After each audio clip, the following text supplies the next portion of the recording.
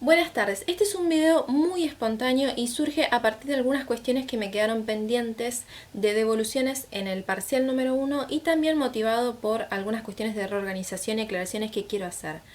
Siento que en este contexto en el cual estamos viviendo, lo más cercano que puedo hacer a algo que diría en la presencialidad es hacer este video.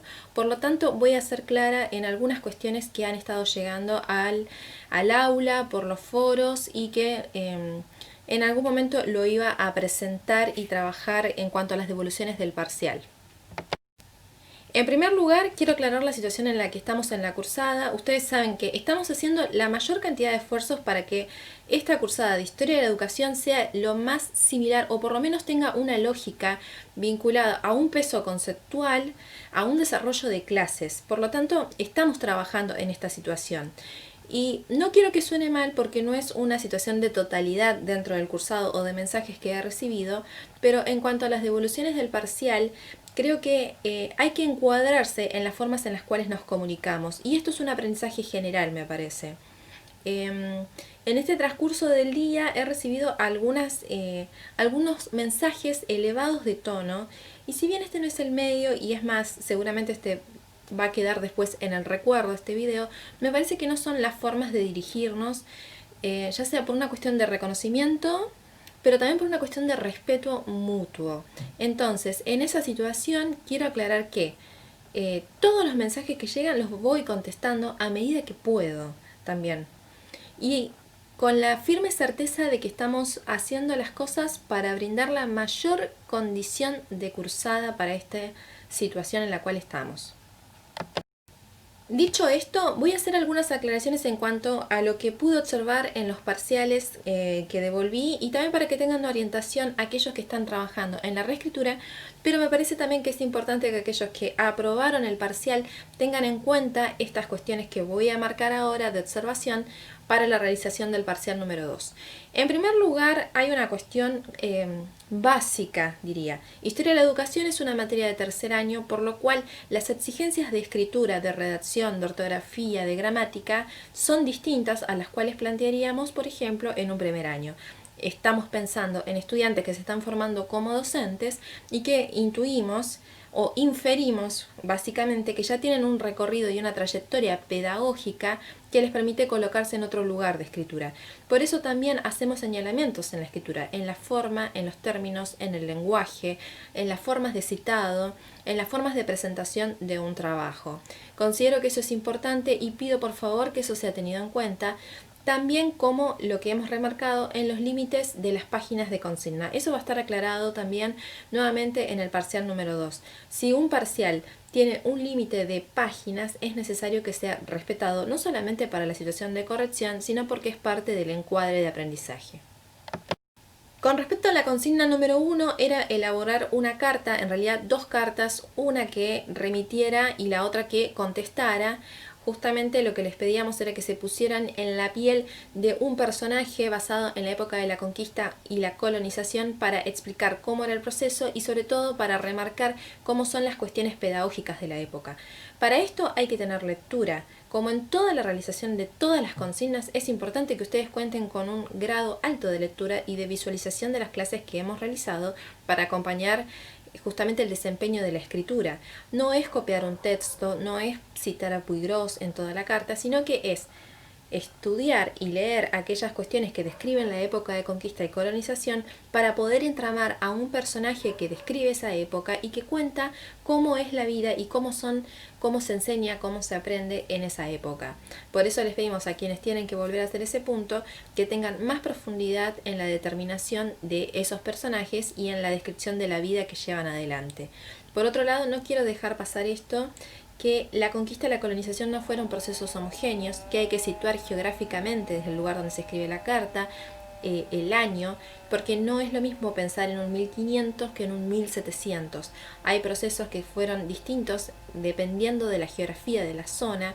En un 1500 estamos hablando más cerca de la cultura inca, y ya después, posteriormente, estamos hablando de otro tipo de territorio, otra forma de conquista y de colonización. Por eso les pido que tengan mayor pertinencia en la elaboración y en la elección de esos puntos. En el punto número 2 tienen un video que voy a ver si lo puedo enlazar o si no lo voy a dejar acá en la cajita de descripción del video, que es análisis de fuentes. La profesora Lucrecia elaboró un video en el cual explica cómo se analiza una fuente, y lo que pudimos observar en el parcial cuando vemos errores conceptuales en ese punto número 2 es o que se le da mucho peso al contexto a tal punto que no se trabaja nunca con la fuente, o que se analiza tan fuertemente la fuente párrafo por párrafo que no se le da el contexto. Ambas fuentes del punto número 2 corresponden a la conformación del Estado Nacional y están ampliamente vinculadas con el normalismo como movimiento pedagógico y de formación docente de la época. Por lo tanto, no podía faltar la descripción del normalismo en la realización de ese análisis de fuentes. Para saber más acerca de cómo se analiza una fuente, voy a decir directamente que se remitan al video pertinente que ya hizo la profesora y que está en el canal de Historia de la Educación. Y con respecto al punto número 3, creo que es el que ha generado mayores interrogantes, porque cuando nosotros asumimos la escritura desde un lugar de reflexión, no estamos hablando de una opinión básica. Para una opinión básica, digamos, hay una cotidianidad. Están las redes sociales, están, digamos, las opiniones de alguien que está mirando desde otro lugar. Cuando nosotros hablamos de una reflexión, hablamos de un pensamiento crítico, que no es crítico de la nada, sino que viene de un estudiante de tercer año, una estudiante de tercer año que tiene un proceso de lectura y de construcción que viene, digamos, acompañándose desde su propia trayectoria de formación y que escribe desde un lugar de autoría. ¿Qué significa esto? Que escribo porque ya he leído, porque ya comprendo esos autores sobre los cuales voy a sentar mi base, y no escribo dando una opinión del sentido común.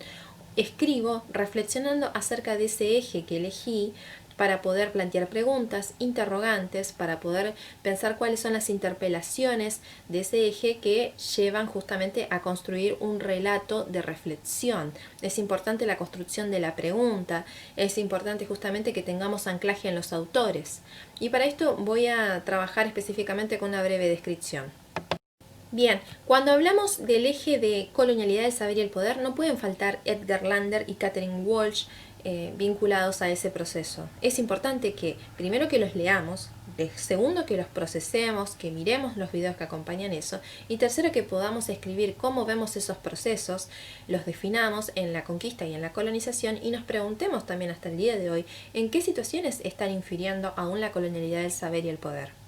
Segunda cuestión, eje de la feminización de la docencia. Si yo voy a trabajar con eso, el texto obligatorio es Graciela Morgade, que nosotros inferimos que estando dentro de la bibliografía obligatoria la van a utilizar para la construcción de ese punto número 2.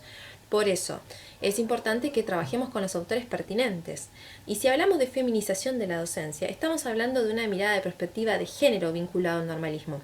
Feminización de la docencia y normalismo no es lo mismo, y esa confusión conceptual la vi en varios parciales.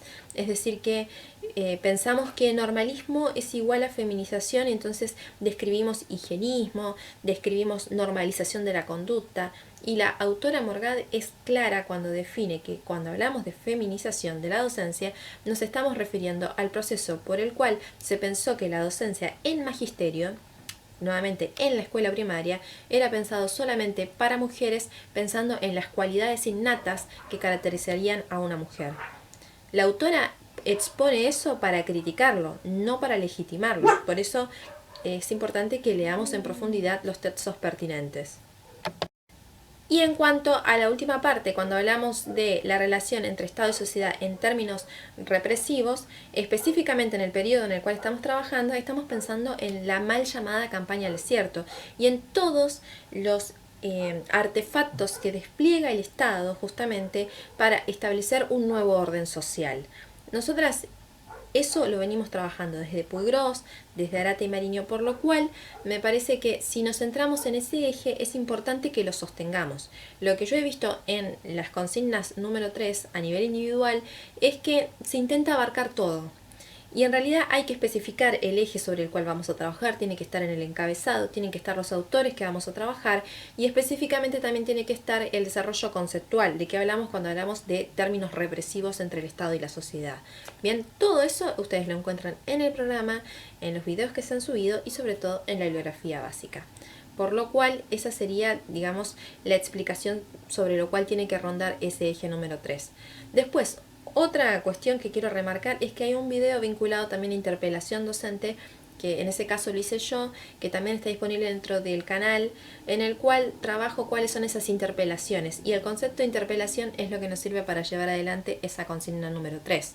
Si yo hablo de la campaña del desierto, por ejemplo, ¿qué implicancias tiene eso en mi formación docente? Porque como docente yo después, estoy hablando en este caso a primaria, voy a trabajar en algún momento con la enseñanza de las ciencias sociales, entonces también en qué sentido me interpela ese contenido que ahora lo estoy estudiando para después poder enseñarlo. ¿Se entiende? La idea es que la consigna número 3 apele a una reflexión analítica. Hay que leer, hay que trabajar desde los autores para hacer esa reflexión, lo cual no implica que vaya a desaparecer mi voz en eso, porque la reflexión la estoy escribiendo yo desde un lugar de autoría. Nosotros apelamos a eso teniendo en cuenta que son estudiantes de tercer año, que ya estamos casi a un paso de entrar en un próximo cuarto año, y nos parece importantísimo que como docentes en formación puedan tener estas herramientas de escritura. Por lo tanto, tengan en cuenta que en el parcial 2 seguramente vamos a incluir nuevamente una consigna que tenga mayor amplitud en cuanto a la escritura y en cuanto a la autoría. Bien, hasta acá el video tan improvisado que hice hoy. Quiero que se entienda que ya sea que llegaran los mensajes que nombré al principio o no, yo iba a hacer este video con las devoluciones porque me parece importante que ustedes sepan cuál es la mirada evaluativa de la cátedra. Por más que está escrita dentro de las cuestiones del encuadre y dentro del parcial, me parece importante que, aunque sea en esta forma de video, puedan entenderlo y pueda llegar de una manera más cercana. Bien, todas las consultas, por favor, por el foro de consultas a partir del lunes. Las voy a estar contestando porque también tengo otros espacios de cátedra, bien. Y sepan que, bueno, en la medida que podamos vamos a estar en una comunicación más fluida. Tienen una semana para la realización del recuperatorio y esto ya lo habíamos fijado ya que trabajamos sobre el mismo parcial. No pedimos un parcial nuevo. Y realmente las cuestiones que tienen que hacer de corrección son vinculadas a lectura y a escritura. Así que bueno, hasta acá el video de hoy y nos estamos escribiendo por el aula. Nos vemos.